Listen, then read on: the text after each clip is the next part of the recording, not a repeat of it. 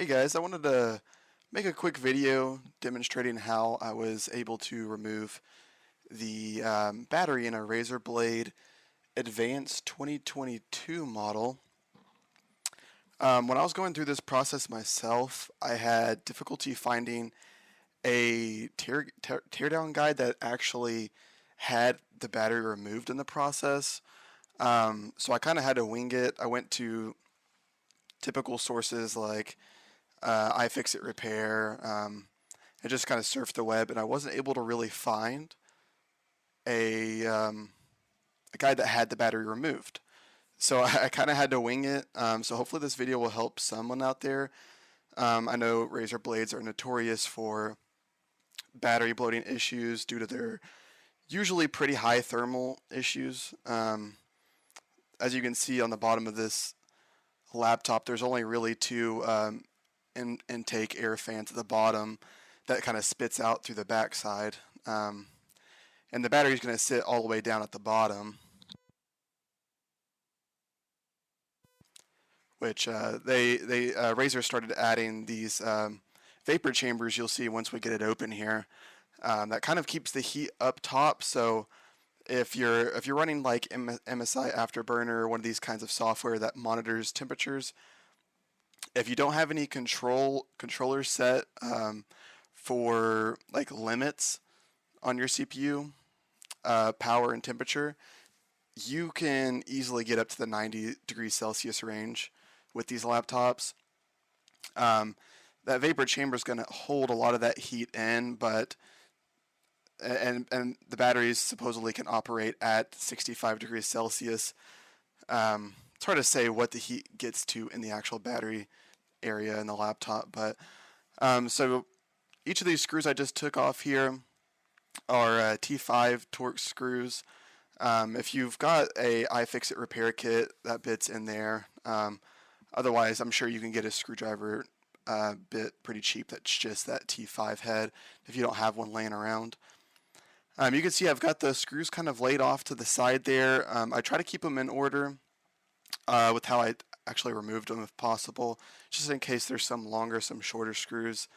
I know which one goes where, and you can really damage some components if you put a long screw in and kind of force it down when it's not supposed to go there. So try to lay them out right. So you go ahead and disconnect the battery. What I was seeing a lot of battery replacements for older models, so like the 2018 through 2020, I believe is as high as I could actually find. There's about 4, 5, 6 Phillip head screws that once you remove, the battery kind of pops out. The issue I was running into with the 22 model, I was under the impression there was a hidden screw somewhere, so I really tried to find a potential hidden screw and uncovering like tape and components and whatnot, but I could not find one. So what they started to do with this model, with this battery in particular, is they have a little strip of adhesive similar to how they actually hear down batteries in smartphones, so like iPhones, Samsungs. I believe Google Pixels do the same thing. They started actually hearing them down, and I'll show you here in a second. Just getting the last screw out. So we see there's 5 Phillip head screws. Up here towards the top in previous models, there was actually room for a 6th screw. Right here, this is the adhesive that actually stays under the battery. So if you disconnect all those screws or take out all those screws, you're going to feel it feels like you're going to have to pry it out. It doesn't feel comfortable. So I was looking for any kind of hidden screw. So here I'm demonstrating, I have a little black stick here. If you kind of pull that tab up, you'll see a little tab sticking out, and you kind of grab it with tweezers. You'll probably grab it with your fingers too. I usually use tweezers. Just pull it out horizontally. I didn't have any issues with it breaking. It kind of just pulled straight out. This is probably what you're missing if you are trying to remove this battery. This particular device I got used, so I actually thought the battery was going to be swelled. and is why I actually took it out, because it was having touchpad issues. It's continuing to have touchpad issues. The battery's not the issue. The battery's completely fine as of right now. Most likely, the touchpad would have to be replaced. Um, just while I had it open, I was going to show how to upgrade the M.2 drive. So you've got two slots that sit right on top of each other. I believe when this shipped, the top M.2 was available. So you can see I take it out here. There's a little shield that sits on top of the other one. If I'm remembering correctly, it's just a Phillips head screw, so you can unscrew that and lift it up. Um, if you wanted to replace the one that actually came with the machine, you could actually put. I think it only supports one-sided drive, so you could put 2 terabyte drives in each, giving you 4 terabytes total.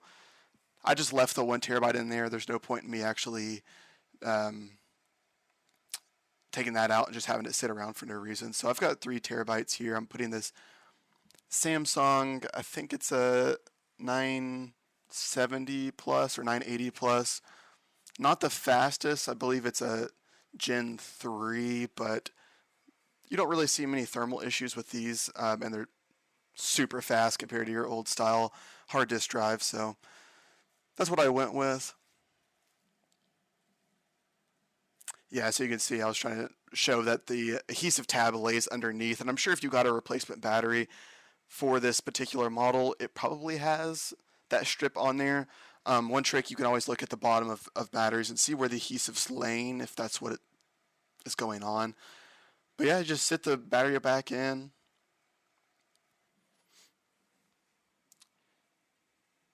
Screw everything down. The adhesive's not there, but 4 or 5 screws is going to hold it down without any issues at all. Not really sure why they made that change. I even looked at the Razer support page, and all they really say is take the laptop in or send it into Razer Care or whatever, Razer support, to have it worked on. I work on a lot of tech, so definitely not doing that. Um, so yeah, just all 5 screws, and then make sure you don't mix them up. So the ones that are remaining are for the case. Make sure you connect that battery. You can kind of feel it connect before you press down. You don't want to damage the actual connector there. So yeah, we got a new M.2 drive in there. If I had a replacement battery, we got the replacement battery in. Go ahead and snap this back on.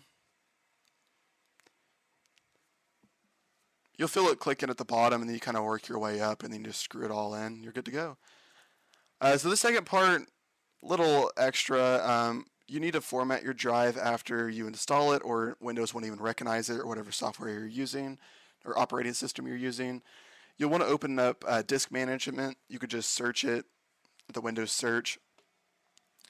The difference between MBR and GBT is MBR is a little more legacy at this point. You can still use it. I'm pretty sure it has a size limit of 2 terabytes, 4 terabytes, something like this. So GBT is what I always use. You want to use NTFS here, new file system from the 90s, I believe. And I just allocate the entire volume. I'm not needing to partition this drive. This primarily is for videos, games, and whatnot. So just going to name it fast storage. Perform a quick format. And if you hit finish, you'll see it activates, instantly opens File Explorer. And you're pretty much ready to go at this point. If you are using Steam for games, I assume if you have a Razer Blade, you probably play some kind of video games. If you're using Steam, you'll actually have to go into Steam settings, and there's a little option to like add a drive, or you can't download to that drive. But outside of that, you're all ready to go.